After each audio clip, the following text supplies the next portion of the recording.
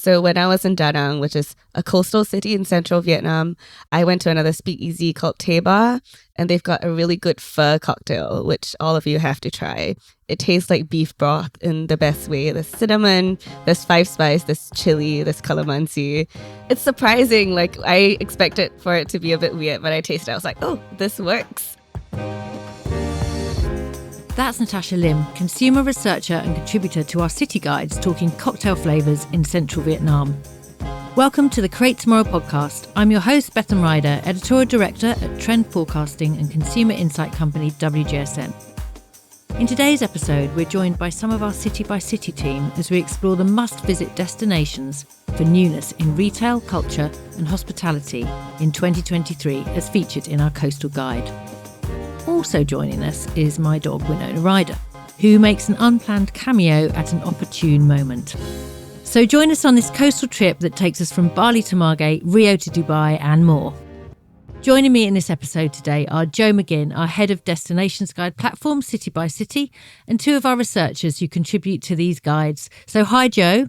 Hi, how are you? Good. And we also have Raisa Bray. Hey Raisa. Hi. And also over in Singapore, where it's the evening, we have Natasha Lim. Hi, Natasha. Hello. Right, I think we'll kick off with you first, Joe. So you've been doing these coastal guides for a while.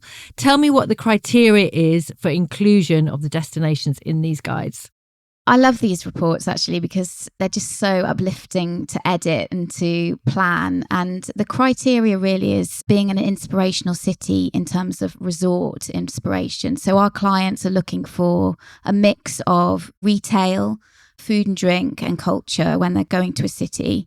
So we try and make sure the places that we include have an element of each of those themes. So they're really looking at beachwear, swimwear, but also coastal inspired interiors.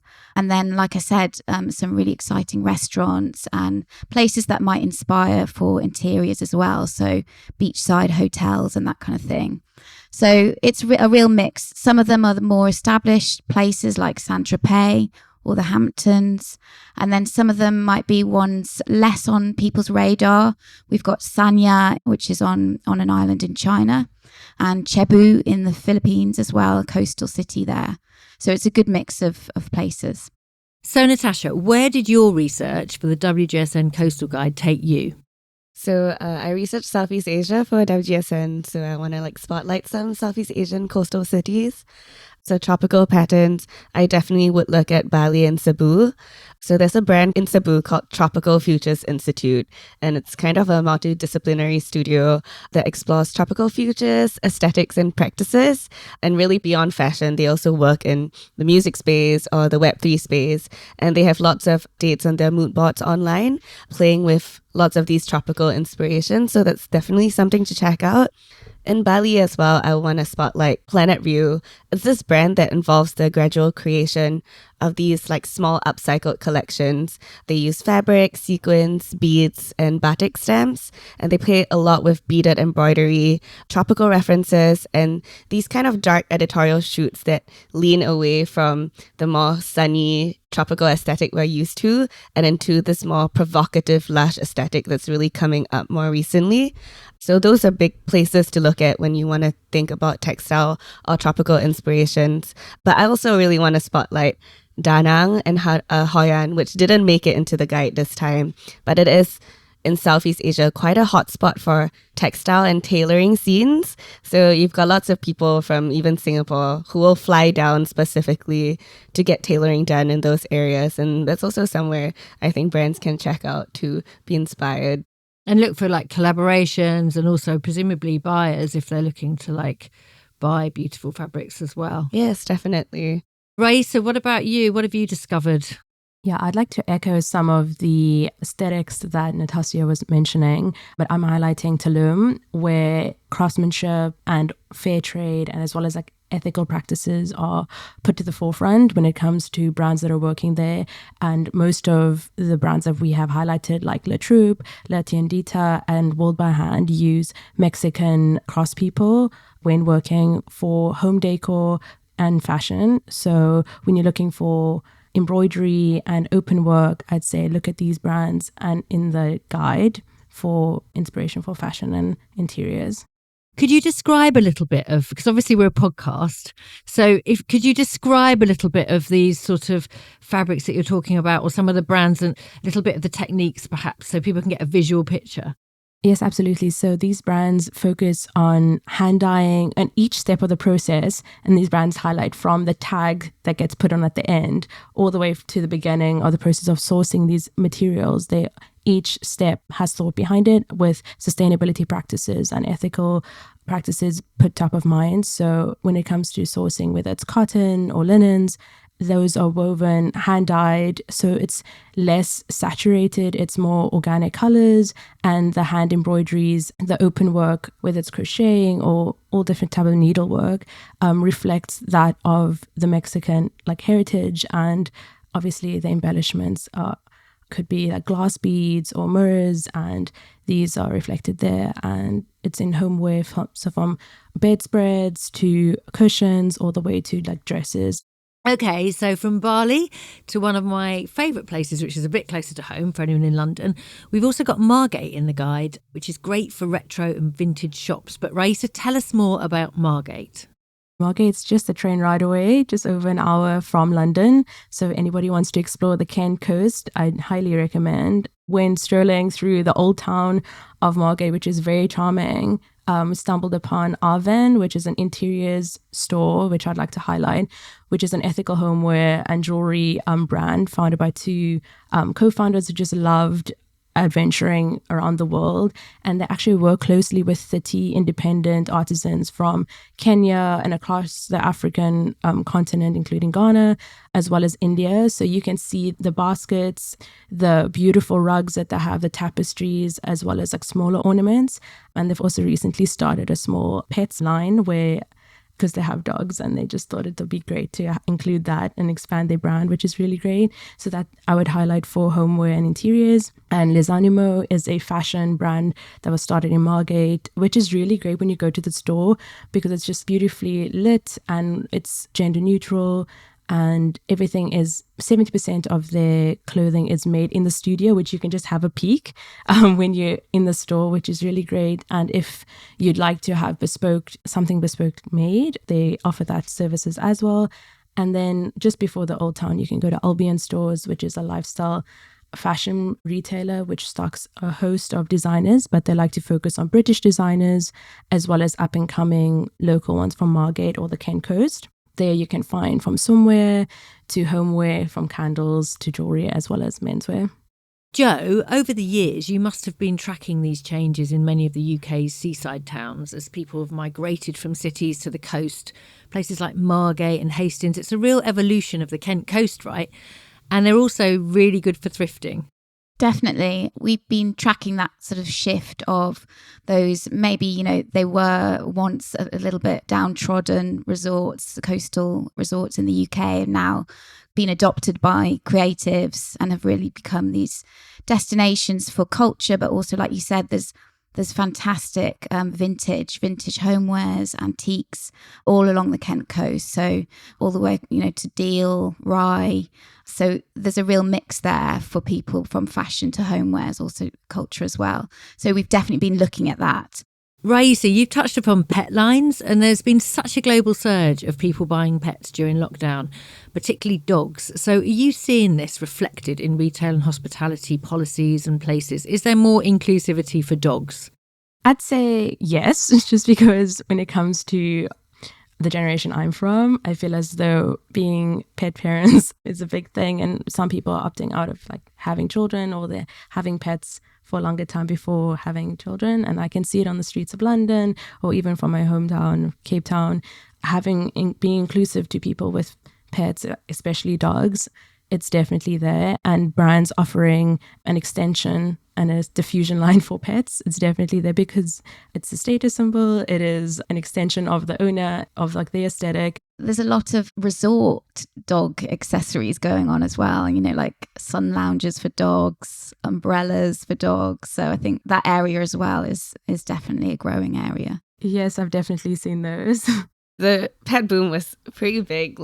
Pet prices went up to 3-4 times pre-pandemic prices, and people were like really invested in that. And I would say like a lot more like There's my pet, which I'll just mute myself because there's my pet barking. no problem. Lots of like pet hospitality places popped up post-pandemic in Singapore, but I'll say in APAC it leans more East Asia, and Singapore's population is also a certain racial profile. But ultimately, Southeast Asia is really embedded in the Malay archipelago. So it's a bit more complicated in terms of like the pet boom and the kinds of demographics of people who caught onto that trend, and whether the industry is more flexible, adaptable to that as well. It's slightly different because of different cultural or religious currents that are in the region. So we see it definitely more East Asia in populations with slightly more East Asian demographics. Yeah, that's fascinating.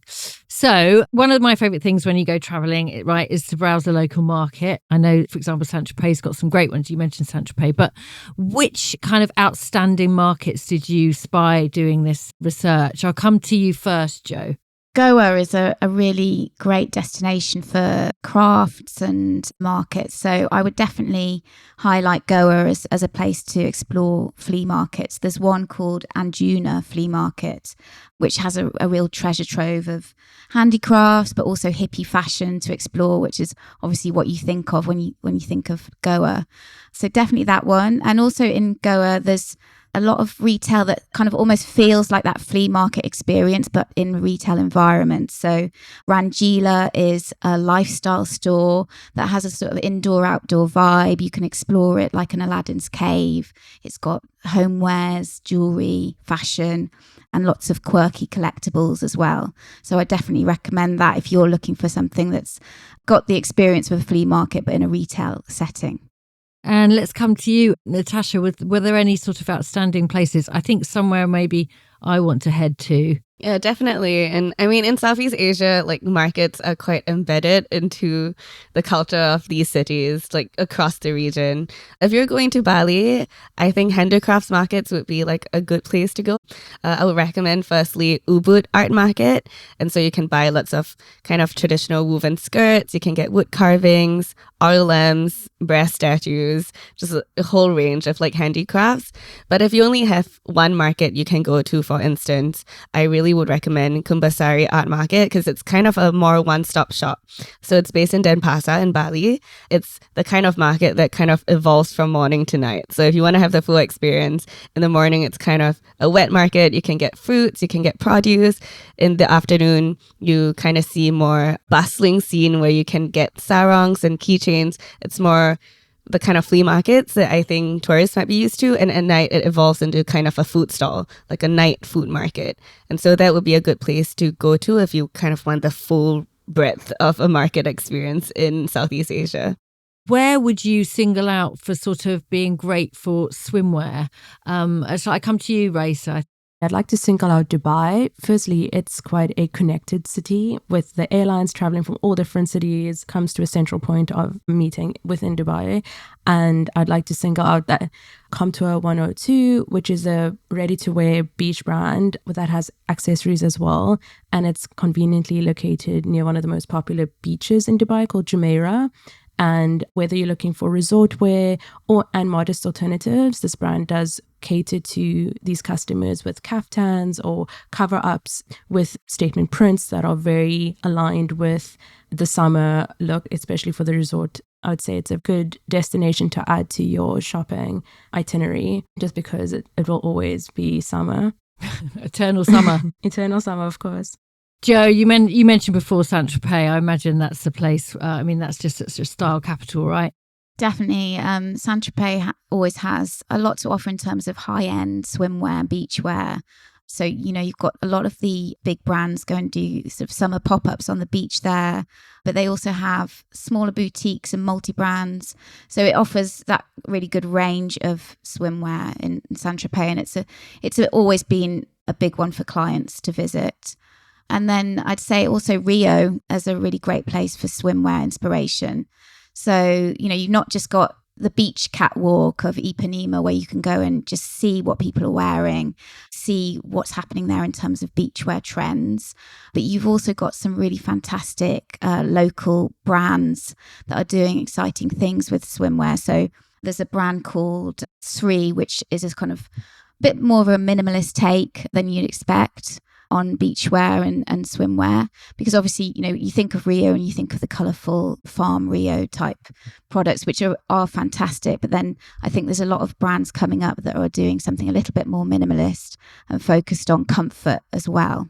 In Rio, there's some younger brands. One is called Cosmo Rio, which is a brand that goes against that whole barely there colourful aesthetic and focuses a bit more on comfort and movement and has quite a minimal feel to it. And then a brand called EMI or EMI, which creates swimwear using biodegradable fabrics and hand paints the pieces. So it's a really beautiful way of looking at swimwear and from a more sustainable angle. But also they keep the prices really affordable as well. And then you have those bigger names like Farm Rio, which have really established themselves here in Europe as well. Yeah, I love Farm Rio. In terms of like trends, what are people actually wearing on the beaches of Rio? Because to my mind, I just remember the dental floss bikini, right? Is that still what people are wearing? Is it still like... there's not much material in the swimwear? I think that's still very much the look, and it's very popular, and people just are so confident with it. I can remember going and just seeing people just doing photo shoots as groups of friends, taking pictures, enjoying the beach, enjoying being there. So yeah, there is definitely that look, but like I said, there is a different aesthetic moving through as well, which does focus a bit more on comfort and maybe not so much of that vibrant print, but a little bit more minimal as well. You're listening to the WGSN Create Tomorrow podcast, and in this episode we're talking about coastal destinations that offer plenty of newness in retail, culture and hospitality. I'm Bethan Ryder, Director of Editorial at WGSN, and my guests today are Jo McGinn, Head of City by City, our City Guide platform, and two of our researchers who contribute to these guides, Ray Sabray and based in Singapore, Natasha Lim. So obviously people travel to try really amazing food and drink they haven't tried before. We track this on our food and drink platform, things like soju, which are kind of like one of the new up and coming drinks. Where would you say, this is one of my favourite topics, the most lively bar scene is from all of the research you've done? I'm going to come to you first, Natasha. Oh, this is exciting. This is a topic I love as well. So I think Southeast Asia is a super great place for the bar scene just because the flavor profiles we have here, it's not as saturated internationally. So if you go to Bali, definitely I would recommend the Shady Trifecta. So it's a portfolio of 3 bars called the Shady Pig, the Shady Flamingo, and the Shady Fox. And they're like a mix of speakeasy bars. They're like kind of hidden locations. You need a little passcode to enter, but they've got a really good mix of classic and inventive cocktails made with like really good like aged alcohol. So in Bali, that's definitely the place to go. I didn't feature Vietnam, but I'm just going to talk a little bit about it as well. So when I was in Da Nang, which is a coastal city in central Vietnam, I went to another speakeasy called Tay Bar, and they've got a really good pho cocktail, which all of you have to try. It tastes like beef broth in the best way. There's cinnamon, there's 5 spice, there's chili, there's calamansi. And so there are these like really interesting flavor profiles that I think anybody would really enjoy checking out. It's surprising, like I expected for it to be a bit weird, but I tasted it, I was like, oh, this works. So I think that's interesting. And I'll shout out one last region, which is Singapore, where I'm from. We've got a huge bar scene here. There's lots of regional collaborations all the time. If you come, there's always guest bartenders from other parts of Southeast Asia. And if you go to this bar called Native or Analog Initiative, there's a Buah Keluak cocktail, and it's inspired by a Peranakan dish made of tamarind gravy. Southeast Asia is probably the place to go to if you want to explore new flavors or exciting new flavor profiles that are entering the drinks industry.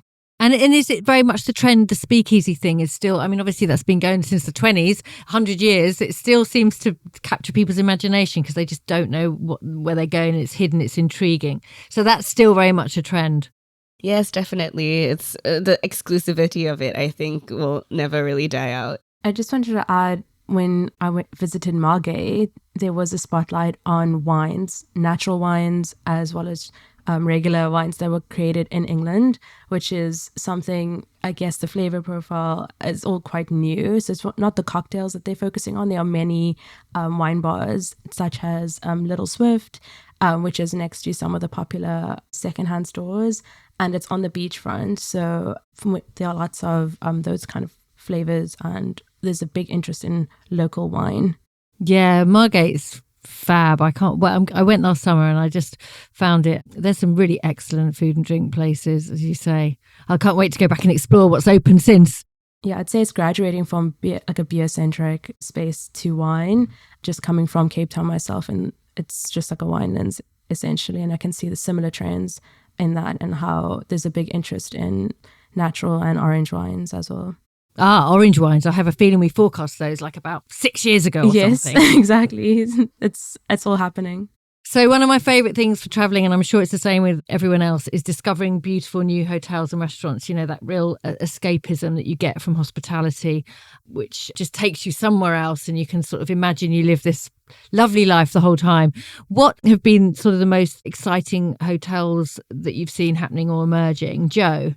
I'd highlight Habitas Hotels as a hotel group, but also the hotel in Tulum that they have, which is really almost like they call it a sustainable sanctuary. And it really does feel like that. It's sort of nestled within the jungle, on the beach, next to the Caribbean Sea. So it gives you that kind of real barefoot luxury experience. Lots of brushed concrete and wood and bamboo set amongst the palm trees on the beachfront. But I also like the way that they really try to immerse guests in the local culture as well. And they do that, I think, really authentically. So they do try and sort of connect local customs with visitors, things like Mayan ritual ceremonies, Mayan cooking, music. And they have these whole weeks that you can take part in where it is really all about learning about the local culture. So I think that's a nice side to it, that it's not just about sitting by the pool, that there's more to it as well. So if you were a digital nomad this summer, because we know that digital nomadism is really on the rise. So if you're a digital nomad this summer, which location is the best set up for this around the world? I think, Jo, shall I come to you about that? I think Spain is a great destination because they now have an actual digital nomad visa. So it's actually a lot easier if you're not in the EU to go and live there and work there for up to a year, I think. So you can get this special visa that allows you to do that much more easily. So I think that obviously logistically, that's a great place to work. We've highlighted in the guide Palma de Mallorca, which is a really beautiful city there on the coast. And it's got that fantastic mix of the beach. You know, you can, on your days off or in your lunch hour, you can go and have a swim. But then you've also got a fantastic culture scene. There's a lot of great retailers there. So it's a really lively city to live in as well. So I definitely highlight Palma. And the other place I'd say that most people kind of know of as an escape for digital nomads is Goa. I think that's a really fantastic place in terms of all year round.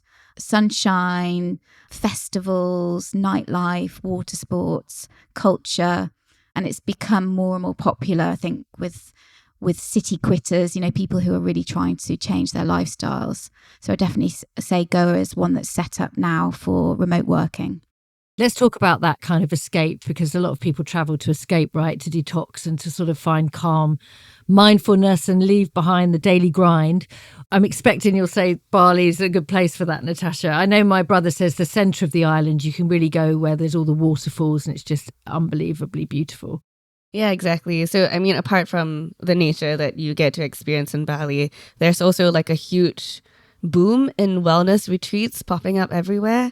So one place I really want to highlight is Nirvana Life. It's kind of a fitness and wellness studio. They've just refurbished this year or end of last year, I think. So you've got lots of flexi passes for digital nomads and tourists. You've got pools and spas in the compound. It has its own kitchen and the views are really lovely. Like when I was there, I did like a yoga class in front of the rice fields and it was like the most beautiful yoga class I've ever been to. There's something interesting called the Bali Silent island retreat. You can go for 5 days. You can't use your phone. You kind of live in a monastery setting, and you really just go there to meditate and kind of find your ground. So it's on Mount Batukaru. It's also surrounded by rice fields and jungles. It's restorative eco sanctuary. That's how it's marketed. And so that's really somewhere you can visit, along with surrounding islands like Gili Islands, which is really just a little boat ride away. Can you find this sort of escape in urban areas, do we think? Can I come to you, Raisa?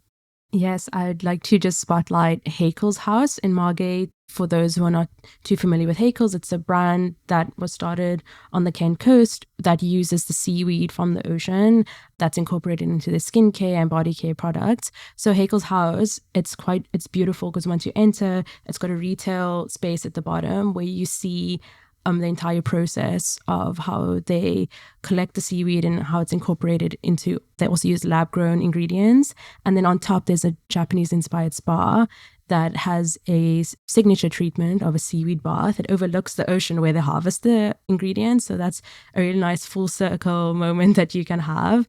To wrap up, which of these destinations in the current guide are you keen to head back to, or perhaps you suggest people should head to if they want a top tip? I'm going to come round. Natasha, you first. Well, firstly, listening about like Goa, India, I really want to visit. I haven't been to India before, and I've really been wanting to visit since like the pandemic. I have a lot of friends who live there as well, so maybe I'll organize a trip there at some point this year. Go with my friends, kind of relax from the city for a little bit. And I definitely would recommend people to go to Bali. Great top tip. Well, I'm glad I'm about to book my flight. What about you, Raisa? I'd love to visit Tulum or Rio for the first time. I've never been, and just the way it's described, just from food to fashion, it seems like a place I'd love and a place I'd return to. I've visited Dubai before, and I think it's a different take. The city, it's extremely modern. There are design districts for those who want to be inspired by art, architecture, interior design, as well as the beach. And Jo, what about you? I'd definitely say Rio is the place that I want to go back to. It's just such a fantastic, vibrant city, and it has everything there. Thank you. And then you can play Duran Duran on the way, right? Yeah. Sorry for anyone that didn't get that reference. I'm not going to sing it. No. Fantastic. Thank you to my guests, Jo McGinn, Head of City by City, and researchers Raisa Bray and Natasha Lim for taking the time to speak to me today. And of course, Winona Ryder, my dog that made a little brief cameo. If you're a WGSN subscriber, you'll find more guides on our City by City platform, including the Coastal Guide and also an Autumn Culture Guide.